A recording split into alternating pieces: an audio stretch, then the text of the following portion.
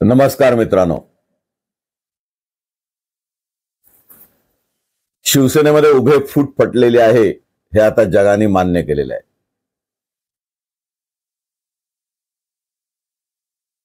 स्वतः उद्धवजी ठाकरे साहेब यांनी सुद्धा ही फूट आता मान्य केलेली आहे.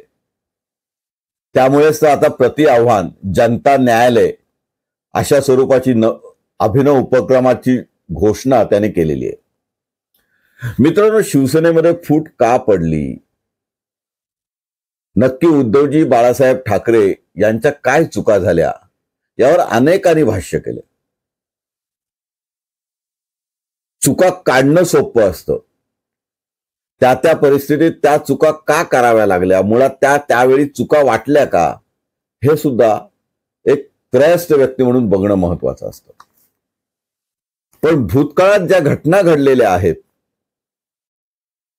त्याची जर चर्चा केली, त्याचा जर अभ्यास केला तर असं लक्षात येईल की उद्धवजींनी काही चुका वारंवार केलेल्या आहेत आणि त्याचा परिणाम म्हणजेच आजची ही उभी फूट. शिवसेनेला फुटीचं ग्रहण काही नवीन नव्हतं. अगदी बंडू शिगणेंपासून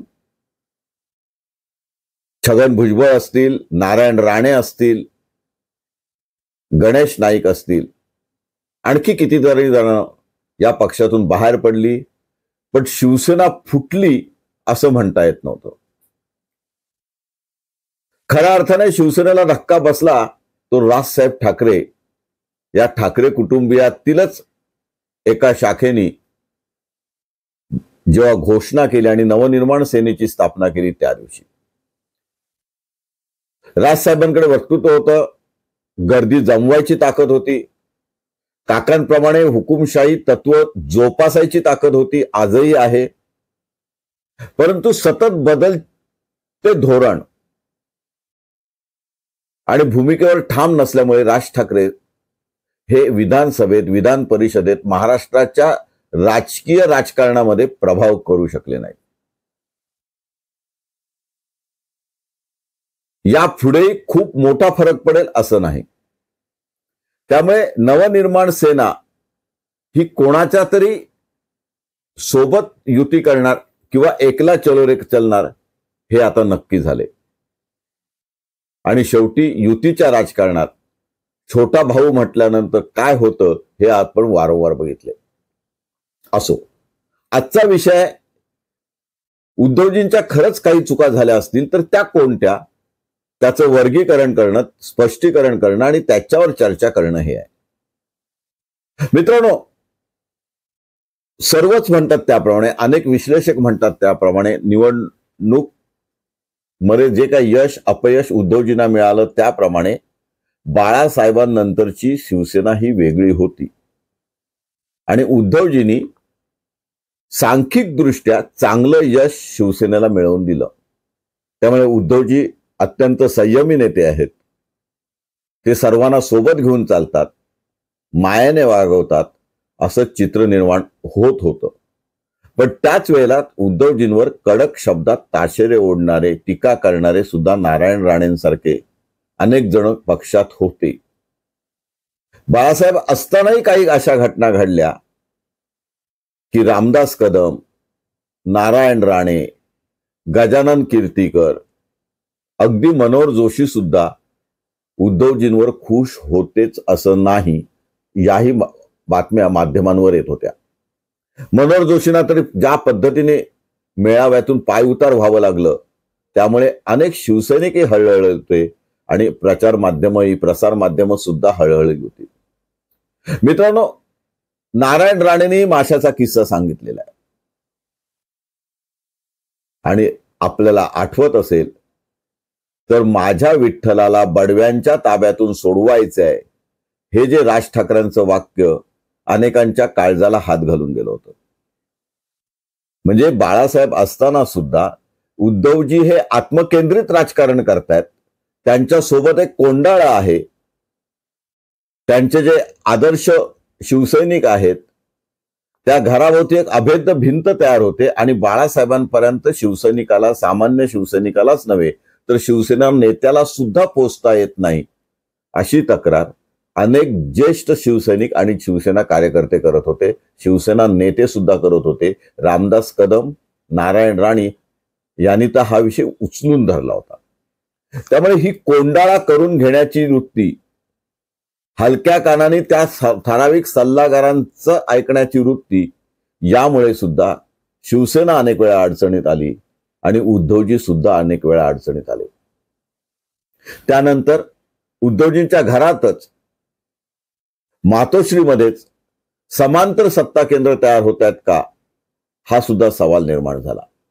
स्मिताताई ठाकरे असतील, बाळासाहेबांच्या काळातले अन्य काही लोक असतील, यांच्यावर जे आरोप होत होते त्याही पेक्षा गंभीर आरोप रश्मीताई ठाकरे यांनी शिवसेनेच्या अनेक धोरणांमध्ये, नियुक्त्यांमध्ये लुडबुड केली, माहेरच्या माणसांनी लुडबुड केली, असं दबक्या आवाजात बोललं जात होतं. याला प्रत्यक्ष पुरावे असतात असं नाही, पण जे भरडले जातात, ज्यांच्यावर अन्याय होतो असं त्यांना वाटतं, ते बाहेर सांगत सुटतात आणि त्यामुळेच मातोश्रीच्या अभेद्य गाडातून काही बातम्या बाहेर पडत होत्या. त्यामुळे हे कोंडाळं आणि त्यांनी स्वतःभोवती घालून घेतलेलं कुंपण हे वेळोवेळी त्यांना मारक ठरलं. ती एक सर्वात मोठी चूक उद्धवजींची असं मानलं जातं. जेव्हा जेव्हा राजकीय विश्लेषण होतं तेव्हा उद्धवजी मोकळेपणाने कार्यकर्त्यांमध्ये मिसळले नाहीत किंवा सामान्य कार्यकर्त्यांचा कानोसा ते घेऊ शकले नाहीत.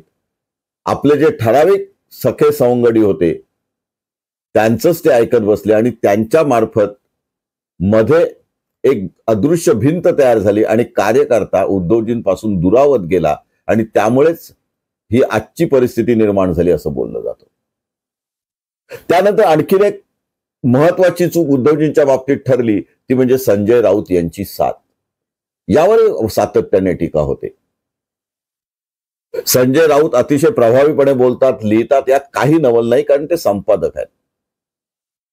अग्रलेख लिहिणं वेगळं आणि राजकारण करणं वेगळं आणि पक्ष जपणं वेगळं.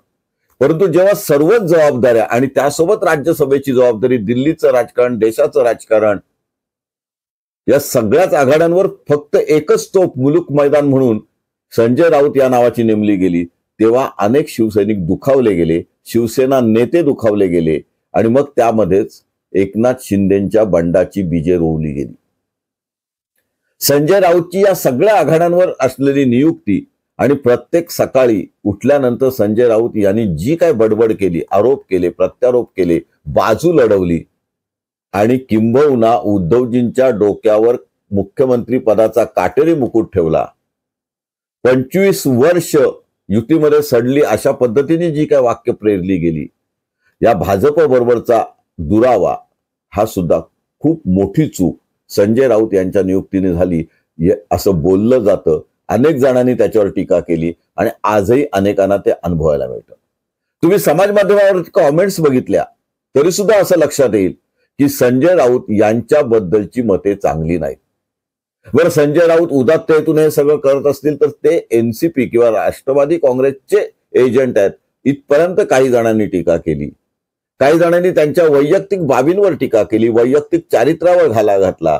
काही जणांनी पत्रात चाळ या प्रकरणाला उकल काढली, ईडीची चौकशी झाली आणि त्यामुळे जे काही रिमांड रिपोर्ट आहेत, संजय राऊत यांच्यावर जे काही आरोप झाले, त्यांना जो काही तुरुंगवास झाला, तो आता कागदोपत्री न्यायालयात आहे.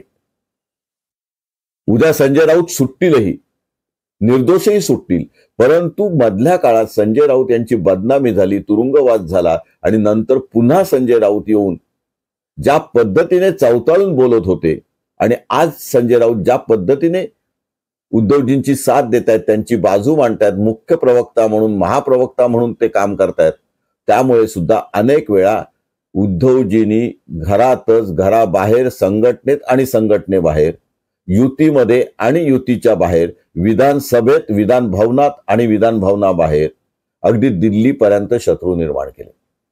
त्यामुळे संजय राऊत यांना जो काय लगाम घालणं आवश्यक होतं ते उद्धवजी घालू शकले नाहीत.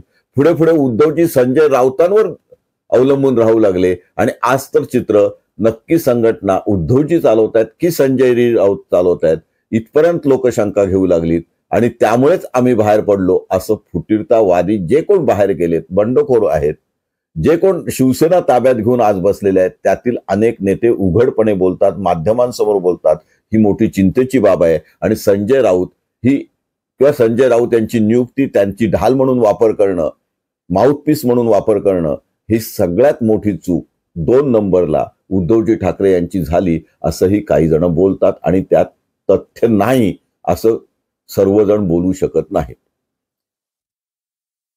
त्यानंतर राज्यसभा आणि विधान परिषद यातल्या ज्या निवडणुका झाल्या की नेमणुका झाल्या त्यामध्ये अनेकांना शब्द दिले जातात. सगळ्याच पक्षात हे होतं.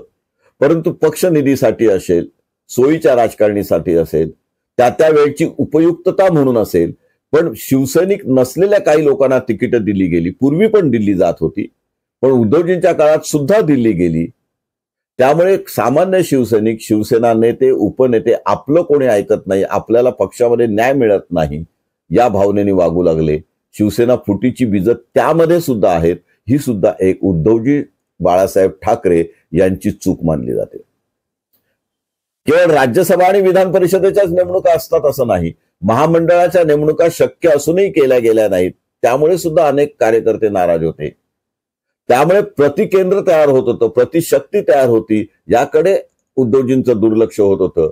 त्यामुळे या नेमणुका करताना, नियुक्ता करताना, पदाधिकाऱ्यांच्या नियुक्ता करताना जो रिमोट कंट्रोल म्हणून शिवसेनेचा एक प्रसिद्ध होता, ती निर्णय शक्ती उद्धवजींकडे आहे किंवा नाही, किंवा विलंब होतोय का, त्यामुळे कार्यकर्त्यांवर आपल्यावर नाराज होतोय अशा भावना तयार व्हायला लागल्या. त्यामुळे ही सुद्धा एक चूक मानली जाते. निवडणूक पूर्व युती होती. भाजप हिंदुत्ववादी पक्षाबरोबर युती होती. बाळासाहेब ठाकरे यांचा हिंदुत्वाचा वारसा उद्धवजींनी घेतला होता, हिंदुत्वाचे विचार घेतले होते आणि त्याच आधारावर भाजप बरोबर युती होती. युती टिकली. निवडणूक पूर्व जाहीरनामे झाले, एकत्र निवडणुका झाल्या आणि निवडणुकीनंतर युती तुटली. हे चित्र काही अनेकांना आवडलं नाही. ती सुद्धा एक मोठी चूक मानली जाते. त्यामध्ये एक दुसरा भाग असा आहे की मतदारांनी युतीला मतं दिली होती. जिथे शिवसेनेचे आमदार उभे होते तिथे भाजपचे नव्हते, भाजपचे होते तिथे शिवसेनेचे नव्हते. त्यामुळे तिथेही भाजपची मतं शिवसेनेला पडली होती, हिंदुत्ववादी मतं शिवसेनेला पडली होती, काँग्रेस विरोधी मतं शिवसेनेला पडली होती, राष्ट्रवादी विरोधी मतं शिवसेनेला पडली होती. आणि प्रचारामध्ये तेच तर प्रमुख मुद्दे होते. काँग्रेसपेक्षा भाजप कसं श्रेष्ठ आहे, हिंदुत्ववादी पक्ष कसे श्रेष्ठ आहेत, काँग्रेस फुटीरतावादी कसं आहे, हे प्रचाराचे मुख्य मुद्दे असताना सुद्धा 2.5 वर्षाचं राजकारण निघालं आणि भाजप बरोबर युती तुटली. ही सुद्धा एक महाघोर चूक उद्धवजींनी केली असं बोललं जातं. अनेक जण यावर टीका करतात. ही युती अनेक मतदारांना मानवली नाही, शिवसेना नेत्यांना मानवली नाही. शिवसेनेच्या स्वभावाप्रमाणे अनेक वेळा अनेक नेत्यांनी तोंड बंद ठेवलं, कुठेही बंड झालं नाही आणि संसार चालला. त्यामुळे सुद्धा ही युती तोडणं, भाजपची साथ संगत तोडणं, भाजपला आम्ही युतीमध्ये सडलो असं उपरोधाने बोलणं, हे सुद्धा उद्धवजींची एक मोठी चूक होती असं मानलं जातं. त्यानंतर संजय राऊतनी जो काय तमाशा केला, जी काय पत्रकार परिषदा घेतल्या आणि एकतर्फी लढा लढवला आणि उद्धवजींना मुख्यमंत्री बनवण्यासाठी जे काही जीवाचं रान केलं, त्यामध्ये उद्धवजींची मूकसंमती नव्हती असं कोणी म्हणणार नाही. इथे एकनाथ शिंदे जर मुख्यमंत्री झाले असते तर कदाचित आजचा दिवस आला नसता.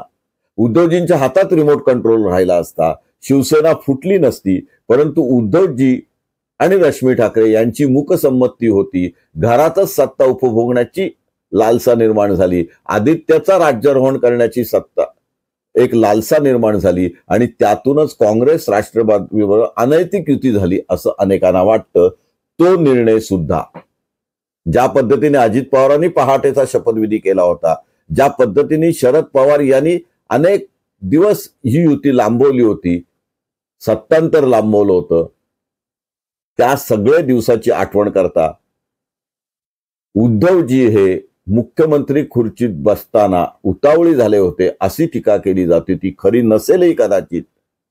गरज म्हणून ते मुख्यमंत्री झाले असतील, परंतु काँग्रेस बरोबर युती करणं आणि विचारधारेशी प्रतारणा करणं ही खूप मोठी चूक उद्धवजींनी केली असं मानलं जातं. राजकीय वर्तुळात मानलं जातं, पत्रकार मानतात, सामान्य शिवसैनिक सुद्धा मानतात.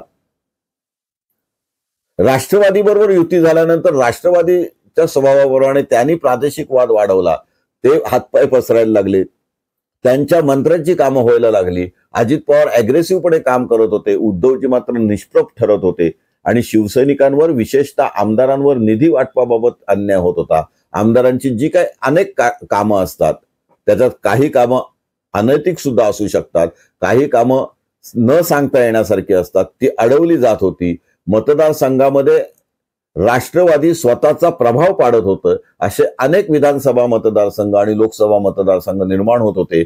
त्यामुळे मुख्यत्वे करून शिवसेनेमध्ये नाराजी पसरत होती. त्यामुळे ही युती ही सुद्धा एक मोठी चूक उद्धवजी ठाकरे यांची मानली जाते.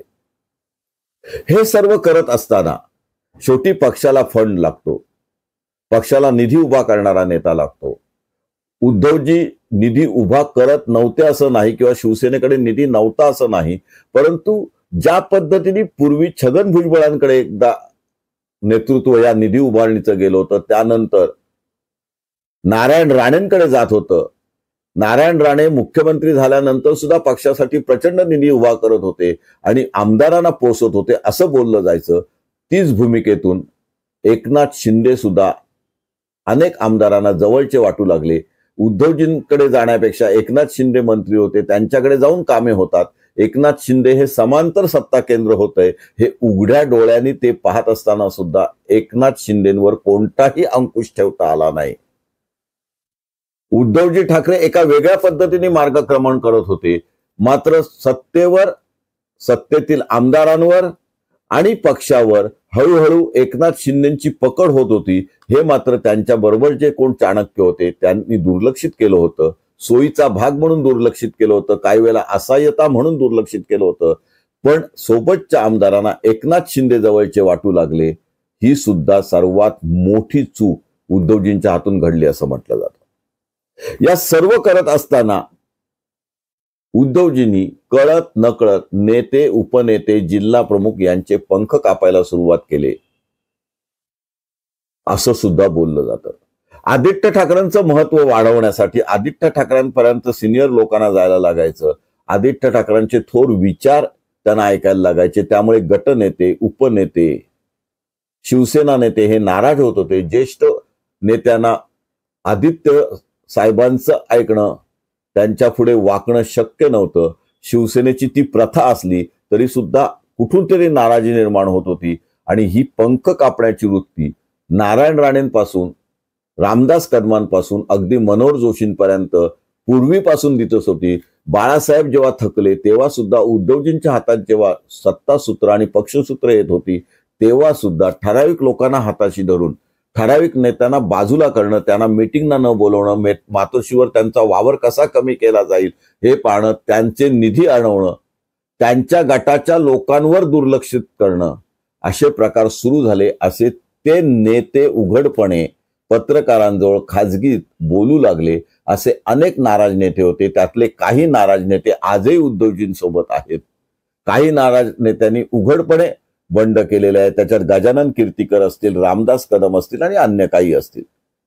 हे अनेक नेते जे उपनेत्यांपर्यंत पोहोचले होते, नेत्यांपर्यंत पोहोचले होते, ज्यांनी शिवसेना वाढवली, त्यांना आपण दुर्लक्षित होत आहोत, मातोश्रीवरील आपलं महत्व कमी होत आहे आणि नको ती चांडाळ चौकडीचं उद्धवजी ऐकत आहेत, ही जी भावना तयार झाली त्यातही फुटीची बीज रोवतली जात होती. हे उद्धवजींना दिसत होतं, पण उद्धवजी सोयीस्करपणे कानाडोळा करत होते असं बोललं जात होतं. ही सुद्धा एक महत्वाची चूक मानली जाते. त्यानंतर सत्तेचा वापर उद्धवजींनी सुडाच्या राजकारणासाठी केला असं सुद्धा बोललं जात होतं आणि त्यासाठी पुरेसे पुरावे आहेत. नारायण राणेंना ज्या पद्धतीने हातातलं ताट घेऊन अटक करण्यात आली, हे काही जणांना जरी बरं वाटत असेल तरी बहुसंख्य लोकांना ते आवडलं नव्हतं. म्हणजे सहानुभूतीची लाट जी नारायण राणेंच्या विरुद्ध कायम असायची, त्यांच्या वागण्यामुळे, त्यांच्या देहबोलीमुळे, त्यांच्या आरोपांमुळे, ठाकरे घराण्यावर करत असलेल्या आरोपांमुळे, एकेरी उल्लेखांमुळे, त्यांची मुले जी वयापेक्षा आणि लायकीपेक्षा जास्त बोलत होती असं लोकांना वाटत होतं. एका घटनेमुळे सहानुभूतीचा सुकाणू उद्धवजींच्या विरुद्ध गेला आणि नारायण राणेंकडे झालं. बरं, खटला अगदी साधा होता, त्यामुळे जामीनही झाला. तो उभ्या महाराष्ट्राने बघितला. कंगना राणावतच्या बाबतीत जे काही घडलं त्यामध्ये कंगना राणावतनी जो काय शाप दिला, ज्या पद्धतीने ती वागली ते सुद्धा सहानुभूतीच्या विरुद्ध होतं आणि उद्धवजींची लोकप्रियता कमी काय होते की काय असं वाटत होतं. तो बुलडोझर चालवणं आणि नंतर हनुमान चालिसाबद्दल, राणा दाम्पत्याबद्दल बोलणं, या सगळ्यामुळे उद्धवजींच्या चुका होत गेल्या आणि त्यातच सचिन वाझे प्रकरण झालं. परबांवर होणारे आरोप, त्यांच्या रिसॉर्टवर होणारे आरोप, किरीट सोमय्या सारख्याने मातोश्रीवर केलेले आरोप, त्यामध्ये शाहरुख खानच्या मुलावरनं झालेलं प्रकरण, त्यावरनं आदित्य ठाकरेंवर होणारे आरोप, हे सगळे होत असताना वानखडे प्रकरण असेल किंवा शासनातील गृहमंत्र्यांबाबतचं प्रकरण असेल, सचिन वाझे हे मातोश्री जवळ गेले होते. एक निलंबित अधिकाऱ्याला पुनरुज्जीवन दिल्याची मोठी चूक उद्धवजींची झाली असं मानलं जातं. गृहमंत्रालय कोणाकडे होतं हे म्हणण्यापेक्षा मुख्यमंत्री तेव्हा उद्धवजी होते आणि सचिनजींना खूप मोठं महत्व प्राप्त झालं होतं. पुढे सगळं पितळ उघडं पडलं. ते कोणामुळे पडलं, त्यामागे कोणाचे अदृश्य हात होते, हा आज चर्चेचा विषय नसला तरी सचिन राजेमुळे सुद्धा उद्धवजी अडचणीत आले. सचिन राजे नाही म्हणता येणार, वाझे. हे अनेक गोष्टी आहेत. हा जो सुरासाठी सत्तेचा वापर केला असं चित्र तयार झालं, त्यामुळे सुद्धा उद्धवजींविरुद्ध मत तयार होत होतं, उद्धवजींविरुद्ध वातावरण निर्माण होत होतं आणि शीतयुद्ध सुरू झालं होतं. याकडे उद्धवजींनी दुर्लक्ष केलं. त्यातच दुर्दैवाने कोरोना आला. कोरोनामध्ये उद्धवजींनी स्वतःला नाईलाज म्हणून बंद करून घेतलं असेल, खूप चांगलं काम केलं असेल, परंतु सातत्याने केवळ टीव्हीवर बोलणं हे लोकांना काही वेळेला आवडलं नाही आणि त्याच वेळेला एकनाथ शिंदेनी जो काही पवित्रा घेतला होता, लोकांना संपर्क साधायचा पवित्रा ठेवला होता, त्यामुळे एकनाथ शिंदेकडे पक्षाचे सुकाणू गेलं, सूत्र गेली असं बोललं जातं. उठाव हा काय एका दिवसात झाला नाही, बंड हा काय एका दिवसात झाला नाही. हे शीतयुद्ध अनेक वर्ष चालू होतं, अनेक दिवस चालू होतं. एकनाथ शिंदेची महत्वाकांक्षा खूप पूर्वीपासून वर आली होती. त्यांना उद्धवजींनीच मुख्यमंत्री पदाची स्वप्न दाखवली होती. पक्षानेच त्यांना मोठं केलं होतं. एक रिक्षावाला सत्तेचा काटेरी मुकुट घालायला तयार झाला होता आणि मुख्यमंत्र्यांची स्वप्न बघत होता, हे सुद्धा उघड झालं होतं. तरी सुद्धा ते बंड वेळी शमवू शकले नाहीत, रिमोट कंट्रोल वापरू शकले नाहीत. पक्षामध्ये सामंजस्याने चर्चा करून ती बंड निभवता आली नाहीत. ही मोठी चूक उद्धवजींची घडली असंही बोललं जातं. आणि नंतरचा जो काय राजीनामाचा प्रकार झाला, ते गुवाहाटी मार्गे जे काय आंदोलन झालं तो आजचा विषय नाही, परंतु सत्तांतर झालं. शिवसेनेचे बहुसंख्य आमदार आपल्याला सोडून जात आहेत, त्यांच्यासोबत पदाधिकारी सोडून जात आहेत, शिवसेना नेते सोडून जात आहेत.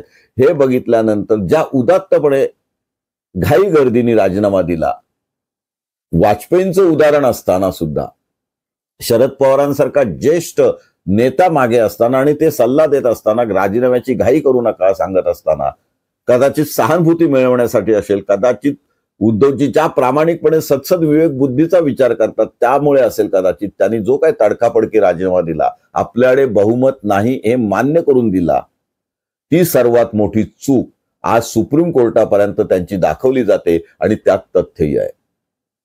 वाजपेयींसारखं अविश्वास ठरावाला किंवा विश्वासदर्शक ठरावाला सामोरं गेले असते, विधान भवनामध्ये जाऊन भाषण केलं असतं, तिथे परीक्षा बघून मतदानाची संधी दिली असती आणि मग राजीनामा दिला असता किंवा पाय उतार व्हावं लागलं असतं तरी चाललं असतं. कारण एवी तेवी उद्धवजींवर सत्तेसाठी हिंदुत्वाला सोडून, भाजपची युती तोडून, निवडणूक पूर्व युती तोडून, गद्दारी करून किंवा प्रतारणा करून जे काही लोकांनी शब्द वापरले ते, परंतु सत्तेसाठी म्हणून उद्धवजी काँग्रेस आणि राष्ट्रवादी या पारंपरिक विरोधकांच्या सोबत गेले आणि सत्ता स्थापन केली असा आरोप झालाच होता. त्यात या फुटीनंतर पुन्हा अविश्वासाचा ठराव आला असता किंवा विश्वासदर्शक ठराव बारगळला असता तर मोठं काय बिघडणार होतं.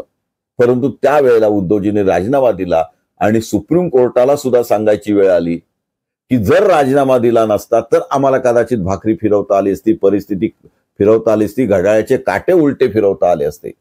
परंतु ज्या क्षणी उद्धवजींनी राजीनामा दिला त्या क्षणी मग पुढचं व्हीप, अविश्वासाचा ठराव, राज्यपालांची कार्यवाही याबाबत सुप्रीम कोर्टाचे हात बांधले गेले. आता तो निर्णय जगजाहीर आहे.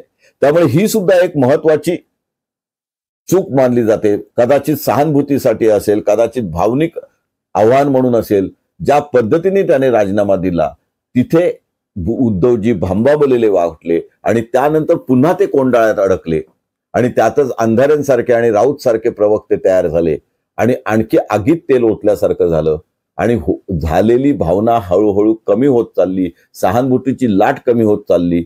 ज्या पद्धतीने माहोल उठायला पाहिजे होतं, ज्या पद्धतीने आंदोलन पेटायला पाहिजे होतं, शिवसैनिक रस्त्यावर उतरायला पाहिजे होता, त्या पद्धतीने उतरला नाही. शिवसेनेच्या विचारधारेविरुद्ध हे सगळं झालं. त्यामुळे जो उरला सुरला शिवसैनिक होता, मनगटात ताकद असणारा, आर्थिक क्षमता असणारा, कॉन्ट्रॅक्टर असलेला शिवसैनिक जो संधी साधूस बनत होता, व्यापारी बनत होता, ते सर्वजण संधी साधण्यासाठी, चौकशी टाळण्यासाठी, ईडीपीडीची पीडा टाळण्यासाठी कोणत्या तरी एका कारणाने आपोआप उद्धवजी साहेबांना सोडून उघडपणे, नकळतपणे, गुप्तपणे एकनाथ शिंदे गटाला जाऊन मिळाले आणि त्यातच भाजपचा साथ एकनाथ शिंदेना मिळाली. निवडणूक आयोगाचा निकाल एकनाथ शिंदेच्या लाभात आला आणि धनुष्यबाण सुद्धा गेला, पक्षाचं चिन्ह गेलं, पक्षाचं नाव गेलं आणि त्याच्यावर शिक्कामोर्तब सुद्धा झालं. हे सर्व होत असताना कोर्टाची लढाई उद्धवजी लढत होते, एकांगी लढत होते. तिथे योग्य सल्ले त्यांना मिळाले की मिळाले नाहीत अशी शंका निर्माण झाली. त्यामुळे कोर्टात कमी तयारीने उद्धवजी उतरले. जी कार्यालयीन तयारी शिवालयातून किंवा शिवसेना भवनातून व्हायला पाहिजे होती ती झाली नाही. आवश्यक ते कागदपत्र पुरावे मिळाले नाहीत आणि ऍफिडेव्हिटच्या मागे शिवसेना फरफटत गेली. प्रत्यक्षात घटना 1999 नंतर चेंज रिपोर्टद्वारे दाखल झाली का? जसं ट्रस्ट ऍक्ट खाली ट्रस्टी बदलल्यानंतर, पदाधिकारी बदलल्यानंतर चेंज रिपोर्ट दाखल करावा लागतो, तो मान्य करून घ्यावा लागतो. त्या पद्धतीने समांतर यंत्रणा निवडणूक आयोगाकडे आहे का? त्या पद्धतीने बदललेली दुरुस्त घटना ही दाखल करून त्या पद्धतीचा चेंज रिपोर्ट, बदल अहवाल दाखल करावा लागतो का? याबाबतची खातरजमा खरंच आजपर्यंत शिवसेना नेत्यांनी, अगदी अनिल देसाई असतील, सुभाष देसाई असतील, चाणक्य असतील, त्यांचे सर्व सुप्रीम कोर्टातले आणि हायकोर्टातले विद्वान वकील असतील, त्यांनी आज तरी केलेली आहे का? ही शंका घेण्यासारखं कारण आहे. कारण याच नेमक्या त्रुटीवर राहुल नार्वेकरांनी किंवा ज्यांनी जे काय निकाल दिला त्यांनी, विधानसभा अध्यक्षांनी नेमकं बोट ठेवले. विधानसभा अध्यक्ष चुकले नाहीत असं कोणी बोलणार नाही. तो निर्णय एका विशिष्ट प्रभावाखाली झाला नाही असं कोणी म्हणणार नाही. उद्धवजींवर अन्याय झाला नाही असं कोणी म्हणणार नाही. उलट अनेक शिवसैनिकांचीच नव्हे तर अनेक सामान्य माणसांची, सत्सद विवेक बुद्धी ज्यांची जागी आहे त्यांचं असंच म्हणणं आहे की उद्धवजींवर या सर्व प्रकरणात अन्याय झालेला आहे. उद्धवजी सुप्रीम कोर्टात कमी पडत आहेत, तांत्रिकदृष्ट्या कमी पडत आहेत, कागदोपत्री पुरावे गोळा करण्यात कमी पडत आहेत आणि त्याचं प्रमुख कारण इलेक्शन कमिशन असेल, विधानसभा अध्यक्ष असेल, हे भाजप धार्जिणा विचार करतायत. पण न्यायालयीन घोटाळापर्यंत स्टेटमेंट करणारे संजय राऊत किंवा मग अनिल देसाई असतील, परब असतील, विनायक राऊत असतील, अरविंद सावंत असतील, ही जी काही 4-5 मंडळी त्यांच्या सोबत आहेत, त्यांच्यामध्ये अनेक वकील मंडळी आहेत, यांनी सुद्धा प्रत्यक्षात तशी पूर्तता केलेली आहे का? त्याचे पुरावे त्यांच्याकडे आहेत का? की फक्त आमची निवडणूक झाली आणि निवडणुकीमध्ये हे पदाधिकारी जाहीर झाले एवढंच इंटिमेशन देण्यापुरतं काम झालं? याबद्दलचा आता वाद सुप्रीम कोर्टात चालणार आहे. त्यावेळी सुद्धा हे कागदोपत्री पुरावे महत्वाचे ठरणार आहेत. तुम्ही इंटिमेशन देऊन केवळ भागतं का? तुम्हाला निवडणूक आयोगाकडे जाऊन चेंज रिपोर्ट दाखल करणं गरजेचं होतं का? निवडणूक आयोगाने पुढील कार्यकारिणी किंवा बदल मान्य केले आहेत का? किंवा त्यांच्या कृतीतून ते मान्य आहेत असं गृहीत धरता येतं का? यावर विनाकारण खल आता न्यायालयात होणार आहे. आणि हे न्यायालयात एकदा प्रकरण गेल्यानंतर त्याला कालमर्यादा किती असेल, न्यायालयाचा निकाल नक्की कोणता लागेल यावर अवलंबून राहायचं असेल तर निवडणुका तोपर्यंत होऊन जातील. त्यामुळे आता उद्धवजींच्या हातात या सर्व 10 चुका विचारात घेतल्यानंतर जे काय राहिलंय ते इतकंच आहे की एका प्रचंड मोठ्या शक्तीसमोर हिंदुत्ववादी विचार सोडून सुद्धा आपण हिंदुत्ववादी कसे आहोत, धनुष्यबाण जाऊन सुद्धा आपल्यावर कसा परिणाम झालेला नाही, हे करत असतानाच मशाल चिन्ह सुद्धा टिकवण्याची आज नामुष्की आलेली आहे. कारण मशाल चिन्हावर सुद्धा आज अनेकांनी क्लेम केलेलं आहे. त्यामागे काही सुसूत्रता असू शकते, कट कारस्थान असू शकतं. या न्यायालयीन लढाईतच उद्धवजींचा वेळ जाणार असेल आणि त्यांचे जे कोण चाणक्य आहेत, कायदेविषयक सल्लागार आहेत, त्यांचा वेळ जाणार असेल, तर निवडणुकीची तयारी कधी करणार, फंड कधी जमवणार आणि कार्यकर्त्यांना पोचणार कधी. आज कार्यकर्त्यांना शब्द देण्यासारखं, कारण उद्धवजी स्वतःच म्हणतात की आज माझ्याकडे देण्यासारखं काही नाही, माझं सगळं चोरून नेलंय. या चोरांविरुद्ध मी लढाई लढतोय आणि सहानुभूतीच्या लाटेवर निवडणूक लढवता येईल का? आणि त्यांचे जे साथीदार आहेत, मग ते काँग्रेस असेल, राष्ट्रवादी असतील, हे त्या परिस्थितीत, त्या विधानसभा मतदारसंघात, त्या लोकसभा मतदारसंघात त्यांचं स्वतःचं फायद्याचं खाजगी राजकारण राबवणार नाहीत का? याबद्दल सुद्धा शंका निर्माण केली जाते. शेवटी सैनिक आणि सैन्य हे पोटावर चालतं. उद्या निवडणूक कशा लढणार, त्याच्यासाठी फंड एवढ्या मोठ्या प्रमाणात कसा निर्माण होणार, ही एक शंका आहे. हे जे कोण 4-5 जण त्यांच्या सोबत आहेत, त्यांची यंत्रणा तयार कशी होणार आणि ती महाराष्ट्रात सर्वदूर गावागावात कशी प्रसरणार, निवडणूक यंत्रणा कशी राबवली जाणार. कारण ह्यातलेच अनेक जण उमेदवार म्हणून असणार आहेत लोकसभेला किंवा विधानसभेला. त्यामुळे हे उमेदवार स्वतःचा मतदारसंघ सांभाळून, मतदारसंघातली लढाई सांभाळून सहज निवडून येतील आणि महाराष्ट्रभर फिरतील अशी शक्यता नाही. त्यावेळी पुन्हा उद्धवजी एकटे पडण्याची शक्यता आहे. यामधल्या 1 वर्षाच्या काळात, म्हणजे बंडानंतरच्या काळात संघटना बांधण्यासाठी ज्या पद्धतीने हिरिहिरीने भाग घेणं गरजेचं होतं, तसं झालं का? तेवढ्या सभा झाल्या का? की केवळ पदाधिकारी बदलले गेले? परंतु आज जे शिवसैनिक ज्यांच्या मनगटात खरंच जोर आहे, जे खरंच स्वामीनिष्ठ आहेत, पक्षाची एकनिष्ठ आहेत, त्यांच्या पाठीवर हात ठेवून, त्यांना रसद पुरवून, नव्याने संघटना बांधून, तुमच्या मते जे कोण गद्दार आहेत, जे पक्ष चोरून नेलेले आहेत, त्यांना सोडून एकला चलो रे चालताना किंवा काँग्रेस आणि राष्ट्रवादी बरोबर चालताना पुन्हा तुमच्या पाठीत कोण कंजी गुप असणार नाही ना. जो तो स्वार्थाचं राजकारण तुम्हाला बाद करणार नाही ना. आणि संजय राऊत सारखी जी माणसं तुमच्या सोबत आहेत, ती तुम्हाला पंतप्रधान पदाचं स्वप्न दाखवून किंवा राष्ट्रीय नेत्याचं स्वप्न दाखवून तुम्हाला कुठेतरी भरकटत नेणार नाहीत ना. या अनेक गोष्टी पुढे आहेत. इथे काही विधिलिखित नसतं. शांतपणे निर्णय घेणं आणि त्याच्यावर अंमलबजावणी करणं हे पक्षप्रमुखाचं काम आहे. आज शून्यातून तुम्हाला उभं राहायचं आहे. तुम्हाला स्वतःला साबित करायचं आहे की तुम्ही खऱ्या अर्थाने बाळासाहेबांचे राजकीय वारसदार आहात, खऱ्या अर्थाने वारसदार आहात, तुम्ही हक्कदार आहात.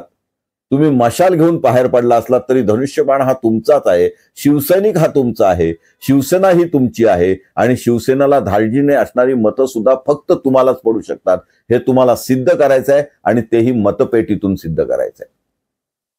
त्यामुळे इतर सगळीकडे जी तुमची क्रयशक्ती फुकट चालले, वेळ फुकट चाललाय, त्याच्यावर कंट्रोल करून जे कोण तुमच्या बरोबर आहेत त्यांची योग्य मदत घेऊन तुमची कुंपणं कमी करणं, कोंडाळा कमी करणं आणि सामान्य शिवसैनिकाला, सामान्य सुचवणाऱ्या माणसाला, मग अगदी कराळे सर असतील, कराळे सरांची परवा जी काय मातोश्रीवर अवहेलना झाली आणि त्यांनी तोंड उघडलं, ते तुमचे शिवसैनिक नव्हते, तुमच्याबद्दल सहानुभूती घेणारे होते.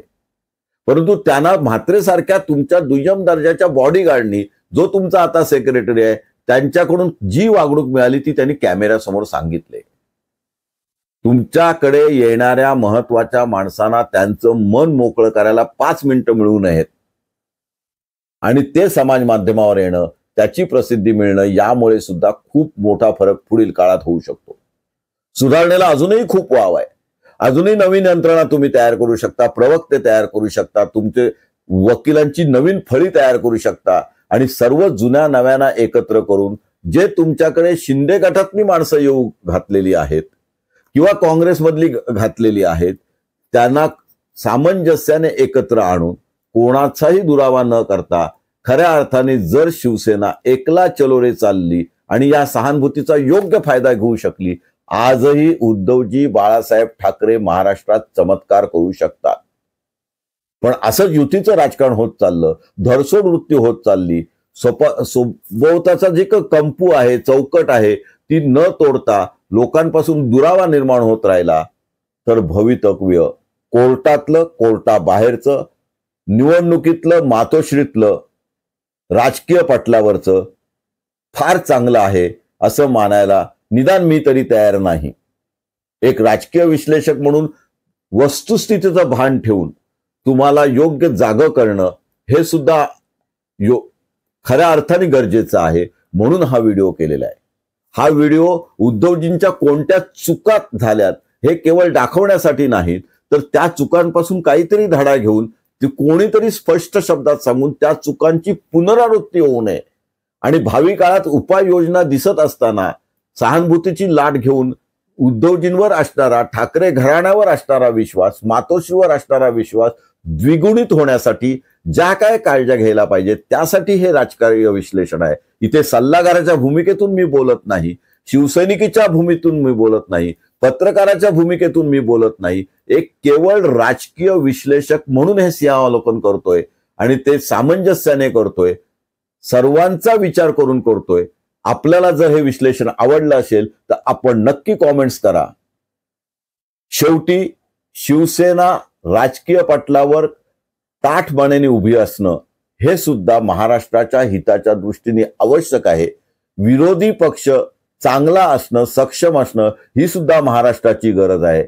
विरोधी पक्ष इतका सामर्थ्यवान व्हायला पाहिजे की सत्तेच्या तो जवळ तरी निदान गेला पाहिजे आणि वेळ आली तर सत्ता स्थापनाची क्षमता असणारा पाहिजे. म्हणून लोक तुमच्याकडे बघतायत. उद्या तुम्ही महाराष्ट्राचे मुख्यमंत्री पुन्हा व्हावेत असंही अनेकांची इच्छा आहे, सदिच्छा आहे. परंतु त्यासाठी पुन्हा नव्याने घडी बसवावी लागणार आहे, नव्याने होमवर्क करावा लागणार आहे आणि त्यासाठी अत्यंत कमी वेळ तुमच्या हातात आहे. केवळ उद्धवजींनी आत्मपरीक्षण करण्याची गरज नाही, तर संपूर्ण शिवसेनेने, प्रत्येक राजकीय कार्यकर्त्यांनी या घटनेचा विचार करून आत्मपरीक्षण करण्याची गरज आहे. उद्या राष्ट्रवादीवर सुद्धा ही परिस्थिती निर्माण होणार आहे, म्हणून राष्ट्रवादींनी सुद्धा आत्मपरीक्षण करण्याची गरज आहे. आज आपण इथेच थांबूया. जय हिंद, जय महाराष्ट्र.